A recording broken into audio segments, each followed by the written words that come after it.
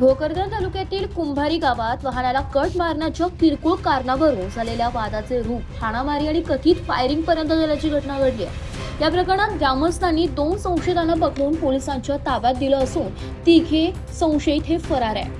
मिळालेल्या माहितीनुसार काही तरुण मोटरसायकलवरून गावात फिरत असताना वाहनाला कट मारत असल्याचा आरोप आहे। यावरून स्थानिक नागरिकांनी जाब विचारल्यानंतर दोन्ही गटात वाद झाला। त्यानंतर संबंधित तरुण पुन्हा गावात आल्यावर चाकू आणि गावठी कट्ट्याच्या साहाय्याने दहशत निर्माण करण्याचा प्रयत्न केल्याचा आरोप आहे। यावेळी हवेत गोळी झाडण्याची माहिती समोर आली आहे। घटनेनंतर गावातील नागरिक मोठ्या संख्येने जमा झाले।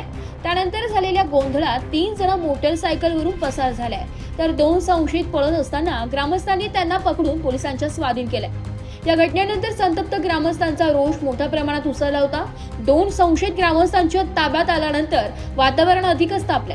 मात्र पोलिसांनी तात्काळ घटनास्थळी धाव घेत संशयितांना आपल्या ताब्यात घेतल्याने जमावाच्या रोषातून त्यांची सुटका केली आहे। पोलिसांचा वेळेवर झालेला हस्तक्षेप नसता तर संतप्त नागरिकांकडून संशयितांना गंभीर मारहाण होऊन परिस्थिती आणखी चिघळण्याची शक्यता होती।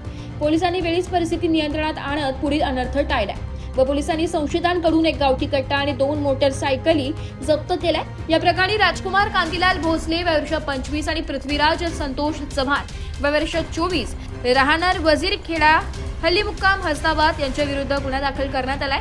फरार तिघांचा शोध सुरू असून उपविभागीय पोलीस अधिकारी डॉक्टर नितीन काटेकर यांच्या मार्गदर्शनाखाली पोलीस निरीक्षक किरण बिडवे व पोलीस उपनिरीक्षक सागर शिंदे पुढील तपास करत आहेत। एसपीआरटी न्यूज साठी तालुका प्रतिनिधी अमोल शिंदे, भोकरदन।